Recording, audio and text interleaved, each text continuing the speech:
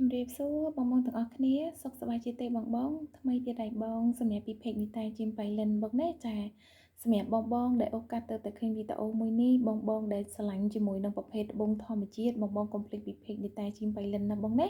ចាបងសម្រាប់អញ្ជៀនមកវងនេះគឺទៅតែដំឡើងហើយទេគឺយើងដាំជាមួយនឹងប្រភេទត្បូងកណ្ដៀងទឹកលេខ1បងស្អាតខ្លាំងមែនតែនសម្រាប់ទំហំត្បូងគឺស៊េរី3x4 3លី2x4លី2បងណាចាបងហើយយើងដាំជាមួយនឹងសាច់ផ្លាទីនទឹក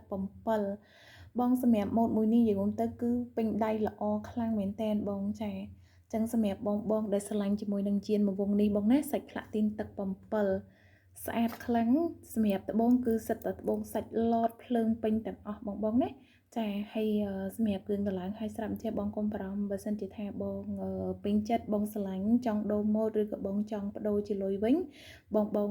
អាចខាត20%ឥតគិតរយៈពេលទេណាបងណានិយាយទៅគឺប្រើរយៈពេលបងចង់ប្រើប្រហែលឆ្នាំប្រហែលខែក៏បានដែរបងអត់បញ្ហាទេសំខាន់ពេលអស់ចិត្តអស់ចង់អ្នកលក់ទទួលទិញចូលវិញខាត20%ឥតគិតរយៈពេលបងចា